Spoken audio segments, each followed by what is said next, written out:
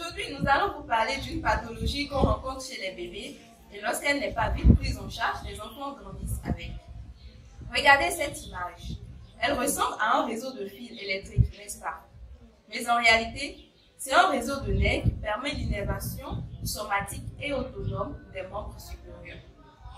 C'est le plexus brachial. Imaginez un instant que ce réseau de nerfs reçoit un choc d'une manière ou d'une autre. Nous allons vous parler dans cette vidéo de la paralysie obstétricale du plexus brachial. Je serai secondée dans cette vidéo par mademoiselle Diodyrine Agossou.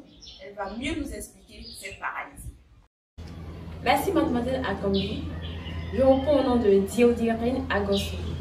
Le thème dont je veux développer porte sur la paralysie obstétricale du plexus brachial qui sera en 5 rubriques, à savoir la définition, l'intérêt, les facteurs favorisants, les causes, les manifestations cliniques et quelques recommandations. Définition, la paralysie est une perte de motricité par une diminution ou une perte de contractilité d'un ou de plusieurs muscles due à des lésions des voies nerveuses ou musculaires. Alors, on parle de paralysie obstétricale du plexus brachial lorsque cette paralysie est provoquée par un traumatisme, c'est-à-dire un mouvement brusque sur le plexus brachial survenant au moment de la naissance suite à un accouchement difficile qui entraîne des incapacités fonctionnelles du membre supérieur à long terme. Alors, il existe également des paralysies obstétricales du plexus brachial après césarienne lorsque le bébé est mal positionné. Alors, quel est l'intérêt de ce thème? L'intérêt de ce thème est que de nos jours, ce phénomène devient de plus en plus fréquent et ignoré de beaucoup de personnes, ce qui nous motive à vous parler de ce thème. Comme facteurs favorisants, nous avons les gros bébés, les mères obèses, la prématurité, l'accouchement prolongé, présentation siège, c'est-à-dire lorsque le bébé présente ses fesses ou ses pieds au lieu de la tête. La dystocie de l'épaule, c'est-à-dire une difficulté de l'épaule assentie suite à l'expulsion de la tête du bébé. Alors, quelles sont les causes? La cause la plus fréquente est une manipulation au niveau de l'épaule. Par exemple, en cas d'une dystocie de l'épaule, ce qui entraîne une élongation, c'est-à-dire un étirement du plexus brachial. Parlons à présent des manifestations cliniques.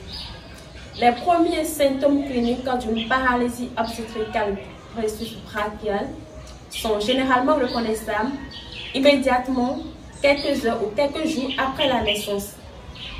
Ainsi, le bras concerné présente une absence ou une limitation des mouvements. Par exemple, l'enfant n'arrive pas à tenir la main de sa mère ou n'arrive pas à tenir quelque chose en main.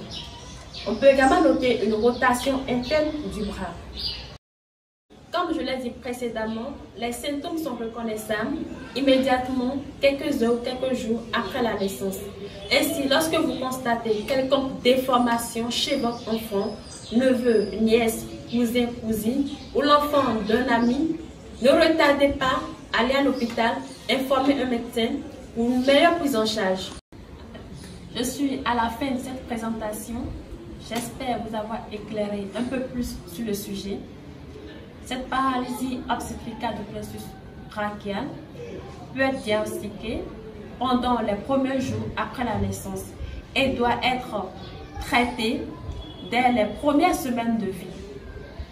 Et en général, 2/3 des patients récupèrent en grande partie. Mais lorsqu'on retarde la prise en charge, cela peut constituer un handicap pour l'enfant, les parents, la famille et la société. Nous venons sous un domaine. Nous t'attendons sauver et bien nous t'attendons ni comment gâcher on va les éviter. Il développe des blagues toto. Il nous va les blagues de kaka il va tout développer tout. On va zénon là il développe tout. Il te développe tout. Il va comment alors il to abaito de l'eau et quand les blagues au de l'eau.